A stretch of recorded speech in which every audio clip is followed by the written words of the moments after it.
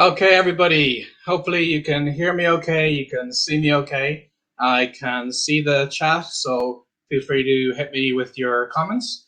And I'll make sure that for people who are watching this after the fact, I can make the comments pop up right here next to me, and I can refer to them as I'm answering the questions. So somebody feel free to say hello in the chat, and I will get started on this.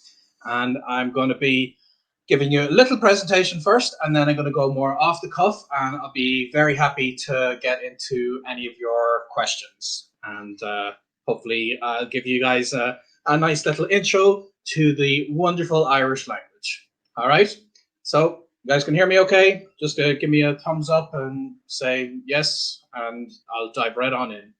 Am I reading everything right now? I'm reading everything right now, Peter. Absolutely. So don't you worry about that. I know a few other presenters have had trouble reading some of the comments, but I have like 50 screens essentially, so we're all good here. Okay, so I can see you can all hear me, so I'm going to dive straight on in and give you guys a nice little intro to the Irish language.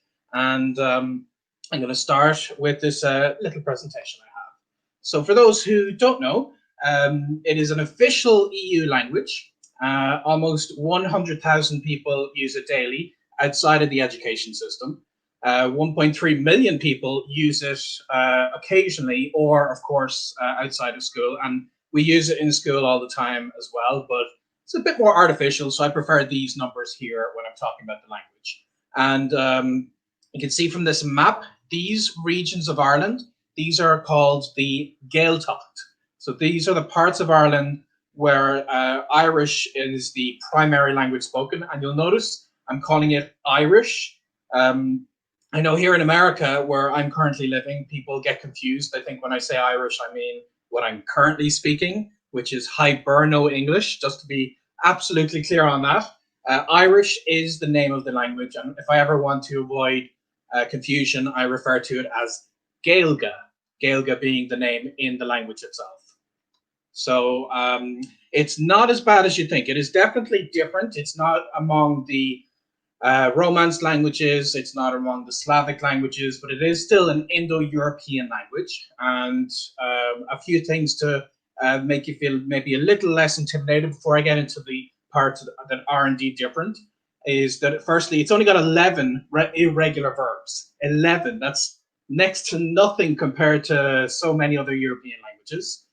There are no indefinite articles. So for instance, if you say this phrase here, tá leabhar agam, this can mean, it's like literally word for word, I have book, but you don't need to necessarily say I have a book.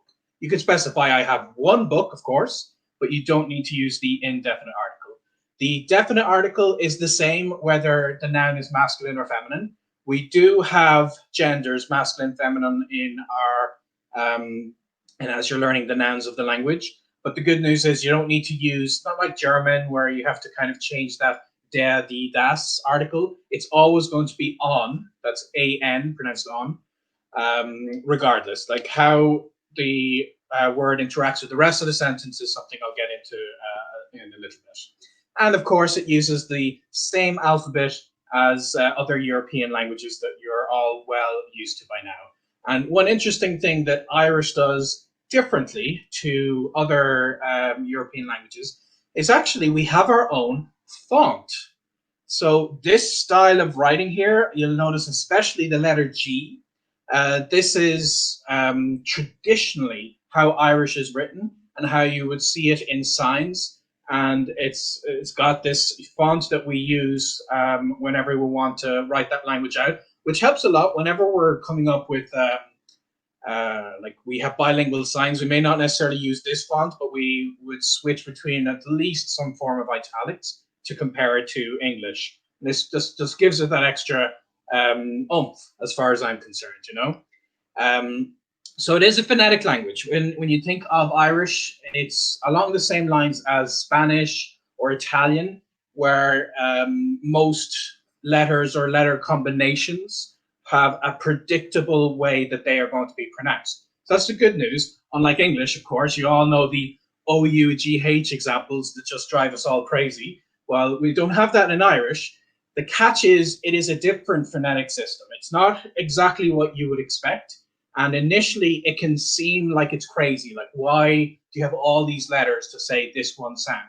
And there is actually a logic behind that. And that's kind of what the bulk of the presentation I'm going to give before I get into the giving you some examples of the language in usage. The presentation is mostly going to be to help you guys understand how to pronounce Irish words as you see them written. And this is especially going to be useful whenever you see Irish names. And Irish names, I'm sure you've come across like the most typical example being Sean, Sean, that you would have thought, why is it not pronounced Cian or something along those lines? So I want to kind of start giving you this because at the very least, at the end of this presentation, you should be able to instantly see any Irish name and know logically why it's pronounced the way it is, rather than trying to memorize them one at a time. So to give you an example of how Irish sounds, I'm going to read this text. This is something that I took from the Irish version of Wikipedia because, of course, there's loads of articles in Irish on Wikipedia. And this one is actually talking about it's an article on Esperanto. So I'm going to read this to you, and if you can make this text out to my side here, you should kind of initially feel maybe a little intimidated, but I'm going to piece this together for you. So here is how Irish sounds. Teanga idirnáisiúnta is é an teanga Esperanto. Bon an Gaeilge, áirithe úsáid as an leagan Esperantais freisin. An chéad anam a bhí ar an teanga ná an teanga idirnáisiúnta. Ach, dul sí Ludwig Zabenhoff an chéad Czechslauer faoin anam cléite an Dr. Dóchasach. Agus, sa Gerardéirí sé coachanta an tanam Esperanto a hort ar an teanga féin. All right, so you get that? It seems like, how would I have gotten those sounds from these letters? Like that very first word here, this is the word in Irish that means language, and this is pronounced teanga, and you might expect this to be pronounced tianga. So I'm going to make this a little bit clearer for you because, like I said, as confusing as what I just did is, everything is consistent. You see a brand new word in Irish and you know how it's pronounced. Or if I say a word to you, you can write it down. Unlike English, where English is kind of every man for himself when it comes to letters and pronunciations.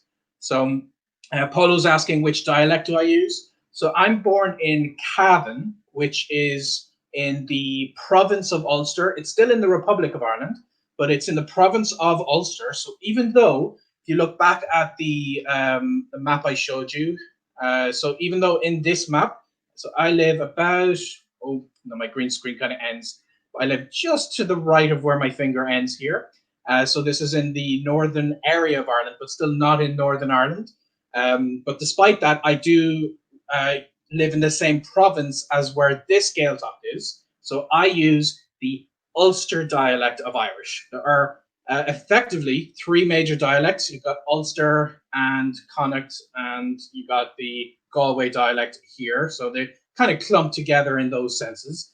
And I tend to use mostly Ulster Irish, but I'll be talking as generally as I can. I don't have a strong Ulster Irish because I'm still trying to get to a very solid C level in my Irish. So hopefully that gives you an idea.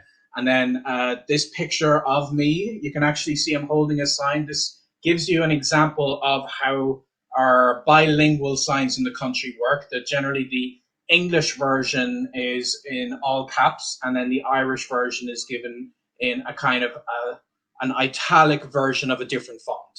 And Cowan is how you would say my town in Irish, and it effectively means the hollow between hills. So that's the exciting name for the place that I grew up in. It tells you how great the parties are if it's just a hollow between hills. Okay, so let's get a bit into these, and Polo's Gradman's from Cavan, that's great. Let's get a bit into these pronunciation rules. So, the way in Spanish you tend to have the accent syllable that will tell you where the the tonic accent is in a word. Well, we have these same accents in the Irish language, so you can actually see them over all of these, but they don't indicate where any kind of stress is. Instead, they show you that the vowel is elongated.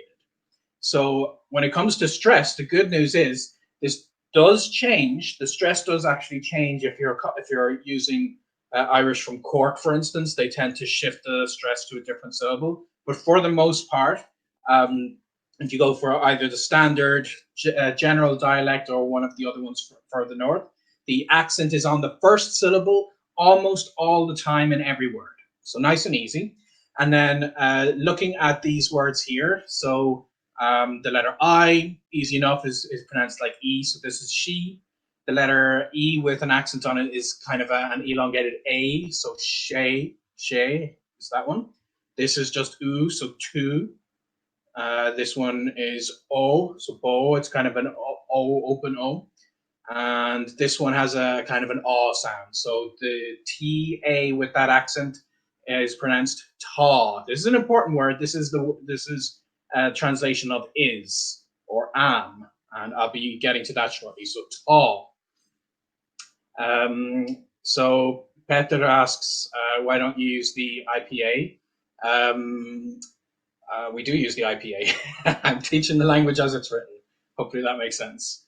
Okay, and then a few tricky ones here. AE, it's not too unintuitive, I guess. It's pronounced like A. So this word here, lay, EO has this kind of even more broader O. So eol.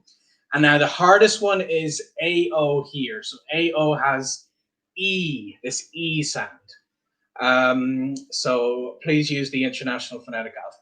Okay, the translation, I understand transliteration, probably not going to be so helpful if I'm not referring to English rules. So just to go through these again, and you can, I don't have time to put the IPA in the chat or anything, but just to go through these, I is pronounced E, the letter E is pronounced A when it's elongated with the accent over it. The letter U is pronounced U. The letter O is pronounced O. The letter A is pronounced aw when it has an accent over it. So hopefully that helps. And then we have A, O, and then E. This one is the hardest one. E as an AO. All right. So don't worry too much about the English phonology. I don't think I have too many examples where I put English phonology instead of the International Phonetic Alphabet, but I'm going to be sanding these out for you so you'll have a better idea. All right. So yeah, ignore the examples and quotations. I'll sand these out for you. So the short vowels, these are the ones without any accent on them, just like similar to the I in English, like in. We have the word in Irish, which also means in. So like it's the same in Irish, in English. The difference is our original word for in is just the letter I, in. And then we add an N to it if the next word begins with a vowel. So similar rule to in English, you can say a bear, but you have to say an apple. So we do that with Irish. If the next word begins with a vowel, we have in. And in is pronounced similar to English in. All right. So Elias, what's the difference between E and E, those two sounds? There's not necessarily a difference phonetically. It does depend on the dialect. I'll kind of preface saying that the dialect does change these sounds sometimes. But what is different is the fact that one of them is a slender vowel and the other is a broad vowel. So this is something I'm going to get into in a moment. But that, to answer your question, Elias, if I'm saying your name right, is effectively whether the consonants around it change their pronunciation, because I with the accent is slender, AO is a broad vowel. So that's something I'm going to get to shortly. All right. So E has a shorter S sound. So this word here is pronounced che. U is a similar to how you might expect it to be pronounced in English, like words like put. So this word here is rud, rud. Okay. O has an O sound, so cos. And A has kind of so like Mac. The sound is shorter. I'm not good at expressing how you should describe these sounds, but you can hear me say them, so hopefully that helps. And then EA depends on the example here. Ban, it's just pronounced ban with the E essentially being silent. All right. So I'm getting into the meat of things as quickly as I can here. So we also have an old version of spelling. You might see this if you're around Ireland in signs. So I won't read this text here, but effectively, one thing you'll notice that's different in this text is it might be hard to see in this live stream, but effectively, if I point to this letter M here, you'll notice there's a dot above the letter M. And there's actually a dot above a couple of these, like here's another letter M with a dot in front above it. And up until I think the 40s, we had a lot of dots over letters, and this is how we indicated a linguistic feature called lenition. So lenition is quite unique to Celtic languages. It's not something you tend to see in other European languages, and effectively, what this does is it alters it alters consonant sounds to be a different version of what that consonant could be. There's usually one version that's not that doesn't have lenition, and another that does.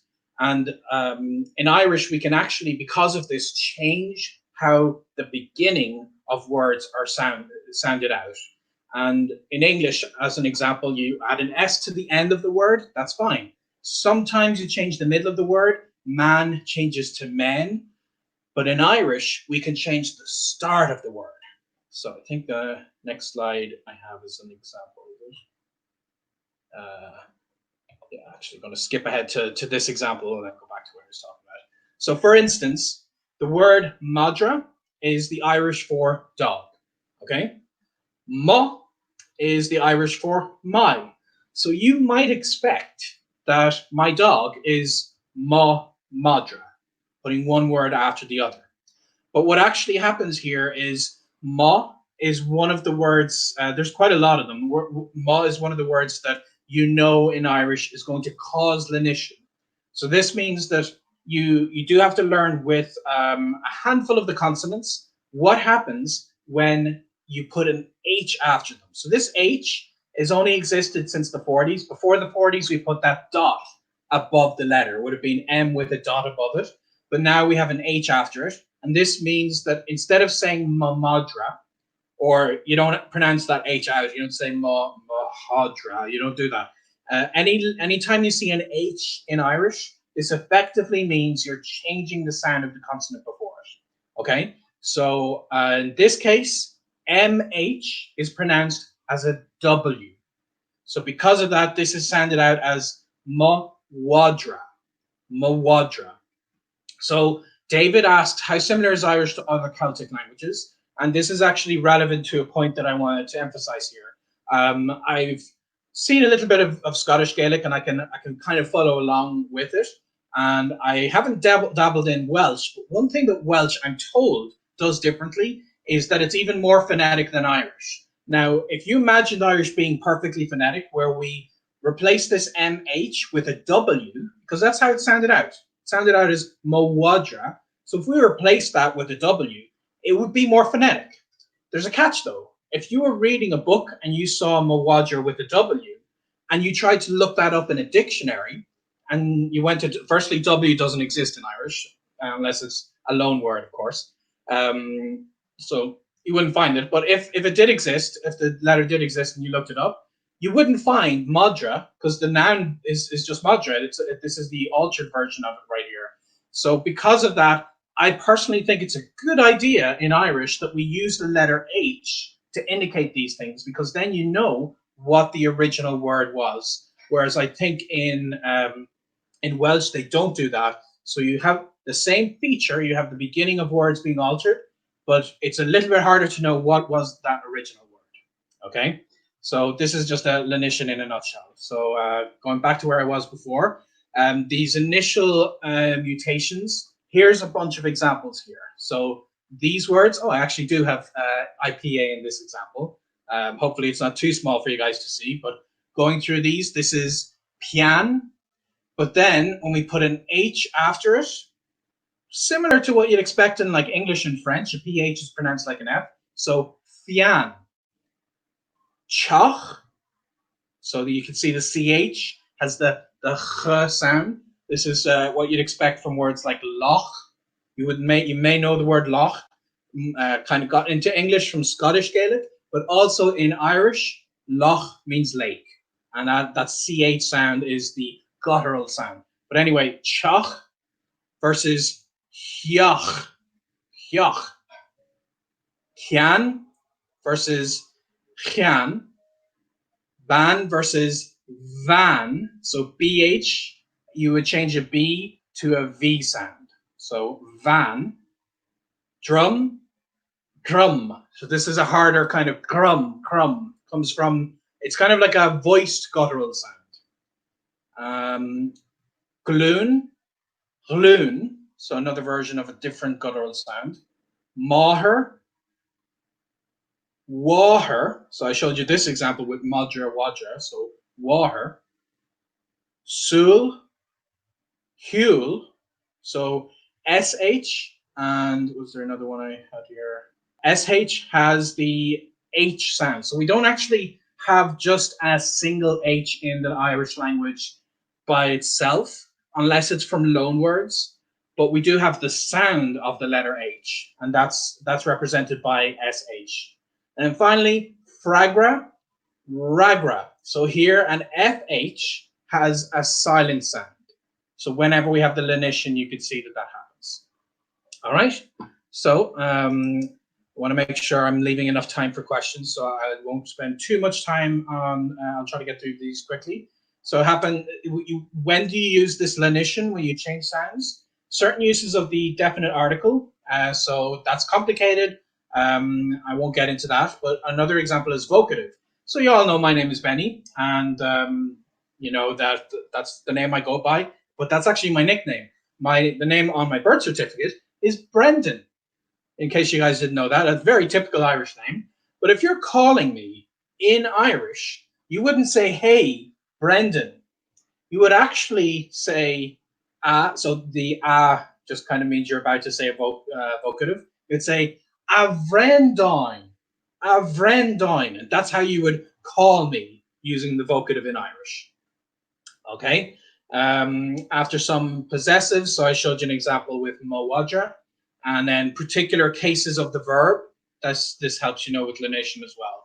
Now, the other thing I don't have time to get into is eclipsis. This is similar, but it uses, instead of an H, we use a different letter. We use these in different kinds of situations. So here, argarja. So the G kind of turns the C to be silent. Karja is friends, but argarja means our friends. All right.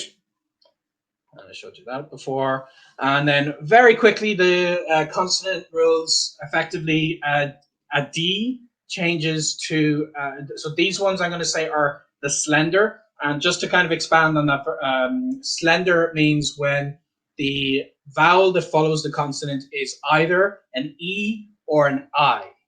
All right, E or an I, then you're going to have a slender pronunciation for that consonant. It's an A, O, or a U, going to have a broad pronunciation. This you might be familiar with. It's a similar process for Spanish and French. You think of the letter C, when it's before an E or an I, it's got this S sound to it, or in European Spanish, the th sound to it. Whereas before an A, O, or a U, it's a hard K sound. That's with a C. So in Irish, we have the same thing. So the letter D before an I or an E is pronounced like a J. So sorry for the lack of phonetics. These are kind of referring to the English equivalents. So the J sound. The letter S before an E or an I has an SH sound. This kind of gives you the clue of why Sean is pronounced like that, because SE tells you it has to be pronounced like a sh. T is pronounced like a CH. BH, when it's broad, pronounced like a W. When it's slender, pronounced like a V. And then here's all the other examples. And you can find this online very easily if you look up Irish phonetic rules. So don't want to kind of read out each one. But I do want to give you an example for a handful of typical Irish names. And now, because of everything I've just explained, you should be a bit more familiar in how to pronounce them. So this one is Aoife. Remember the AO has the E sound? Aoife. Now we add the I in here because that means the F is going to become a slender F. Now there's not a lot of difference between a slender F and a broad F. This one, Siobhan. So also you have the sh sound because it's an S before an I. And then a BH, Siobhan. Now in some dialects this changes. In the dialect I would use in Northern Ireland, I would pronounce this Siobhan. Siobhan. So that can alter depending on your dialect. This one, Sinead. This one, Ashling. Niamh. Grania. Cathal, because a TH has just the aspirated H sound, like in hat. So Cathal. Saoirse. Hopefully that kind of makes sense. And then referring to what I was just saying, the AO has the E sound, the S, when it's slender, has an SH sound, and then these just kind of as a rule of thumb for those names. Okay, so a couple of expressions, and then I'm going to try to both give you a quick rundown of the language and answer any of your questions. So feel free to throw your questions in here in chat. But a few expressions that are worth knowing. Sláinte, to your health. This is cheers when you're clashing a drink against somebody. And of course, now you know why we have the A with the accent, so that gives it the aw sound. And then a T before an E is a slender T, so that's why it's the ch sound. So sláinte, all right? Next one, when you're welcoming somebody, a very typical expression. You might actually see this outside of pubs. There's Irish pubs all around the world. And some of them have some Irish expressions put on them. So a nice one is Céad Míle Fáilte, 100,000 welcomes. All right? Now, interestingly enough, the dialects, it's not something you should get bogged down with too much. You don't have to get too confused about the different uses of the dialects. But if you really get into it, you'll see some things stand out. Like, for instance, the word how, H-O-W, this you would expect in most languages to be the same between dialects. But the way we translate how is actually different between the dialects. So in Tír Chonaill, or Ulster dialect, the way I would say, how are you, is Caidé mar atá tú. Caidé mar atá tú. But if you're in Connacht, and this would be the region around Galway, in the south, it would be Cén Chuaigh Bhfuil tú. Cén Chuaigh Bhfuil tú. But then in the Galway area, Conas atá tú. Conas atá tú. All right. So then if you go on here very quickly, Tá me go maith, I'm well, I'm doing well. And then a silly one, I got this from this book, 500 Curses Upon You. And I was looking through this, and it's got a lot of very, very silly ways of expressing curses in Irish. And one of my favorites is Gonithe an cathu is Gonithe an jiwal an cat. May the cat eat you, and may the devil eat the cat. A very silly curse for you. And then one of the more famous Irish blessings is Goneri an bóthar lat. Goneri an bóthar lat. May the road rise to meet you. All right. So just a quick look of some resources here. And if you need to get a good list of resources and other help, you go to my website here and search for Irish. I have a few links to these resources, so you don't have to like write them down or whatever. But these are what I recommend. Gaeilge is a course when it's safe to travel to Ireland, a can highly recommend that. TG Cahir or TG4 is the Irish TV station, and you can literally watch SpongeBob SquarePants in Irish, streamed no matter where you are in the world. You have this Irish online magazine that kind of helps you with hovering your mouse over with translations and a bunch of other things here. So these are the general stuff that I wanted to address with you, and I can see questions are coming in. So I'm going to switch myself around here, and up we go. I have a advanced technology here of a whiteboard. So if I need to answer any of your questions. So let's see. First question is, my first name is Bernie, which comes from Bairn. I understand the phonetics you explained, but could I hear how you say it? I would say Bernie. So Bernie, if I'm saying it in English, but because the letter R follows an I, the R is one of the most distinct consonants that has different broad and slender pronunciations. So truly speaking in Irish, it'd be something more like Bernie, Bernie. So I like the way I say it is different to how other Irish people might say it, but it's got this kind of different version there. All right, next question. Why did they change the dot for an H in the 40s? Surely the dot was easier to use, read, and understand. It was, but you have to keep in mind that in the 40s, I presume that they were adapting to make things as easily to use internationally, and you have to use typewriters. And typewriters are actually a big pain to use when you have to put dots over them, because you have to like physically wind it back and stamp the dot on. So I'm pretty sure it's because of typewriters that they decided to add the letter H in, because then you could use a standard English typewriter. You still had to put the accents over the vowels, but this way you solved one problem. Next, how do you pronounce P palatized as Pia? P palatized is one sound, isn't it? Oh yeah, so what you are referring to is when I said this, I pronounced it as pian instead of pian or pawn or whatever. And this is kind of a little tricky. It's effectively because the A is the vowel that we are giving emphasis to. So that's when I pronounce it out, pian, that's the sound I'm emphasizing. Whereas sometimes this letter is just absorbed into the letter before it, and there isn't a hard, fast way of recognizing all the time that this might be silent. Like in Sean, for instance, it is silent. You don't actually say that E. Whereas in this one, there is that little sense of the E contributing, and in this case, it comes out like the Y sound, so pian. And then some words like this are just a force of habit that it's kind of developed that way and maybe becomes slightly less phonetic. All right. Is there much of a literary tradition in Irish? Is there a big offer of ebooks and audiobooks in Irish? I don't know about ebooks, but there's definitely good resources in physical books. So this, for instance, is Harry Potter August on Orchloch. On Orchloch. So this is the first Harry Potter book in Irish.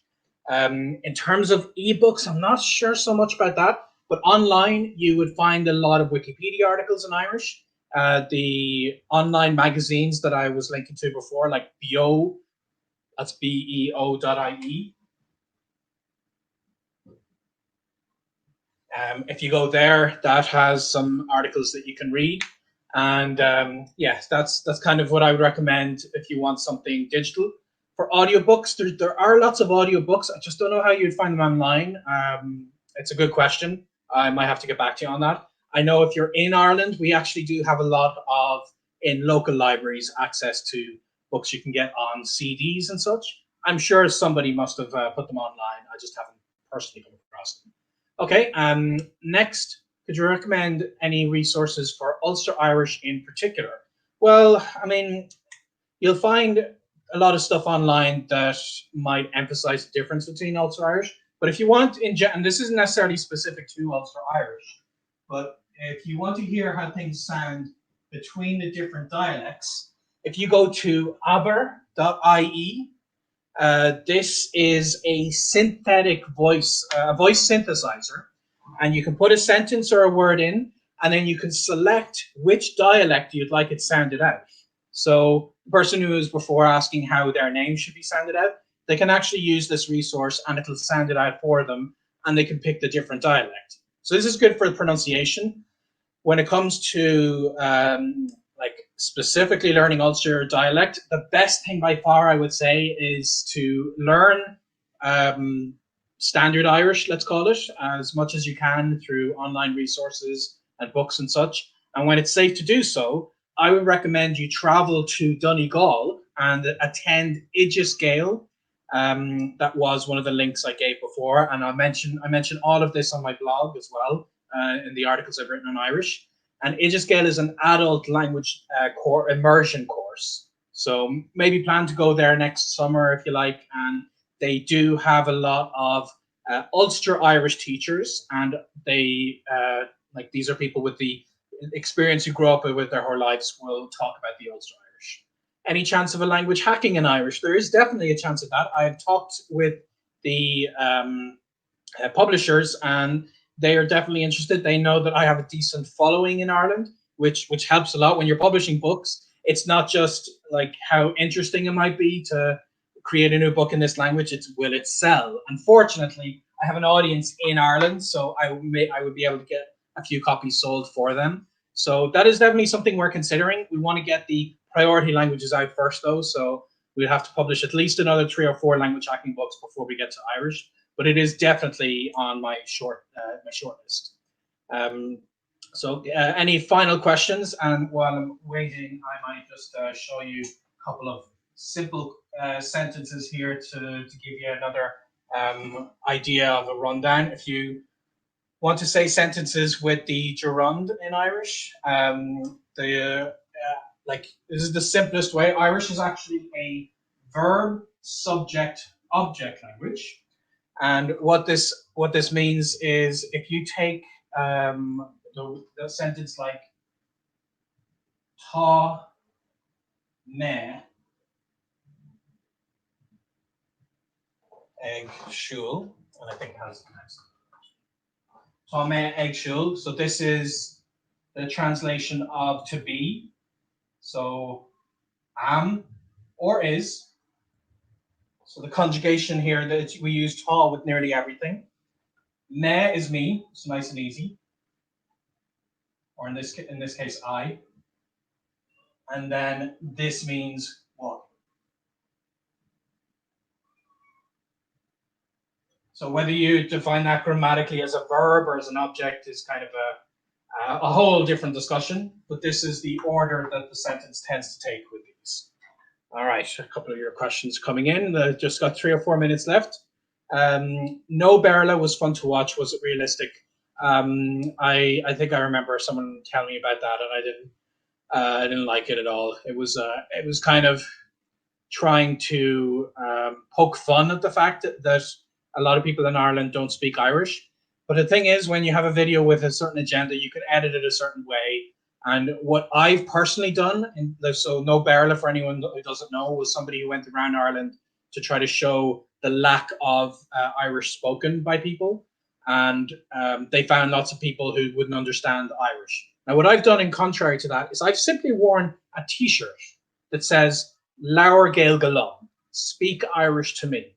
And when I've worn that around Dublin and I go for, I get a coffee or something, the person at the cafe will respond to me in Irish because they see I speak it, they'll speak it back to me. And it's hard to know if somebody speaks that language, but by effectively having a billboard on me that said speak Irish to me, I had loads of opportunities to speak it. But of course, you can, do the opposite direction. You can find loads of people in Ireland who do not speak Irish.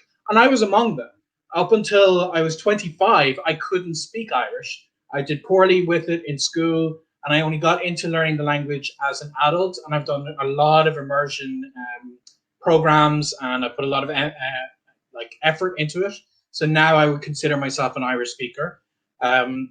But it is unfortunate that the language is not used by a lot of people, but then it's getting a certain boost nowadays. So it helps that a lot of technology supports Irish. I can set my operating system to be in Irish. I can use the quick recognition swiping on my phone to recognize Irish as I'm swiping.